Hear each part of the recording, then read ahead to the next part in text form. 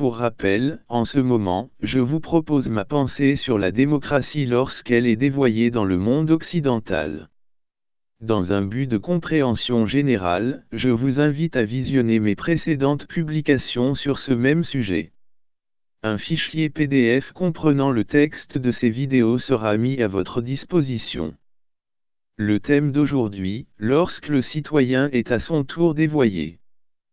Parmi les phénomènes qui m'ont surpris durant ces décennies de l'observation des citoyens français, celui de la contamination d'une classe par une autre, me paraît surprenant et, certainement injustifié.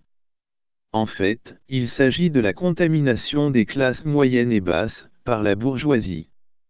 Ces cadres, ces ouvriers, font de leur mieux pour imiter la distinction de la classe bourgeoise. Ils n'y arrivent jamais. En ce moment du triomphe des réseaux sociaux et de leur liberté d'expression, un ensemble de personnes font des efforts incommensurables pour imiter les intellectuels de renom, ou ceux installés dans la vie publique. Que ce soit dans les réseaux sociaux, que ce soit encore dans les sites et forums, ou encore dans les communautés spécialisées, ces ensembles d'individus ne représentent que des clones imparfaits, une élite intellectuelle médiocre. Finalement, on ne fait qu'amplifier cette médiocrité pour la généraliser. Dans les réseaux sociaux, des influenceurs imitent ce lourdeau de Michel Onfray. D'autres se croient des Lumières, lorsqu'ils font du Zemmour, ou de Louis Lebec. Dans les communautés de partage d'œuvres, supposées littéraires, on trouve d'insipides commentaires. Ou bien encore, des livres qui ne sont qu'une compensation des frustrations de ne pas être publiés. L'imitation va jusqu'à créer des concours factices pour récompenser quelques personnes, qui se croiront les maîtres de la pensée universelle.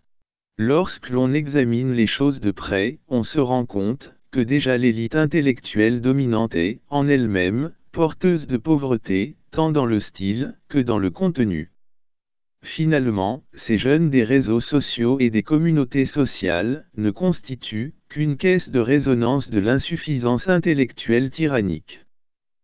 Mais, ce qui est consternant est que, à aucun moment, ne vient à leur esprit de se libérer de l'emprise mentale, de personnes aussi insuffisantes que Michel Onfray, Michel Houellebecq, Alain Finkielkraut, et bien d'autres. L'essence même de la liberté s'efface en eux. Prisonniers de leur vanité, et de la peur de perdre leur gloire, progressivement, ils s'enfoncent dans la parfaite soumission. Ils aliènent jusqu'à leur talent, s'ils en possèdent, et ne supportent pas qu'on leur fasse le moindre commentaire. Ils se transforment en des gourous tyranniques. Les conséquences qui, fatalement, résultent, est que ces personnes servent de caisse de résonance à une indigence intellectuelle généralisée.